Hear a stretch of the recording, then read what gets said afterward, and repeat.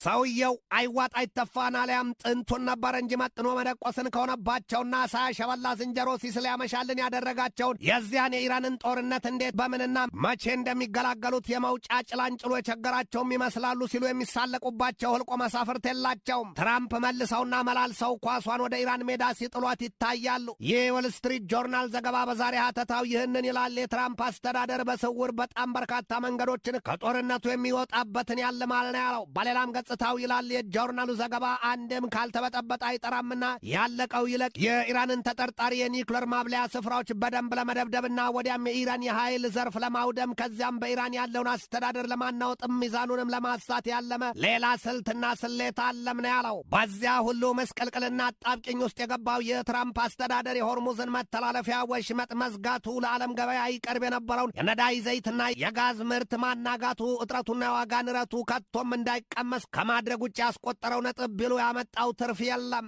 ትራምፕ በገዛ ረሟ እባብ ይዛ ታስፈራራለችን በሆነባቸው የሆርሙዝን ቀጭን የውሃ መተላለፊያ ወሽመጥ የመዝጋት ስሌታቸው ከ10 ሺህ በላይ ጦር ኃይላቸውን አባላት ከባህር ኃይልና ከአየር ኃይል ምድብ ማሰለፋቸውና ወዲያም ከደርዘን በላይ ግዙፍ መርከቦች ከ100 በላይ የጦር አውሮፕላኖችና የሰው አልባ የጦር አውሮፕላኖች እነሱ ድሮን ሲሏቸው አየር ላይ ሳሉ ነዳጅ የሚሞሉ በርካታ አውሮፕላኖቻቸውን የቅኝትና ሌሎች በርካታ የጦር አውሮፕላኖች መኖራቸውም ታውቋል። ትራምፕ ያንን እርምጃ የወሰዱት ደግሞ ኢራን በኒውክሌር ፕሮግራሟና የሆርሙዝን የውሃ ወሽመጥ ዳግም ለመክፈት እንድትስማማ ለማስገደድ ነው። ጉዳዩ ግን ለትራምፕ እንዳሰቡት የሆነላቸው አይመስልም።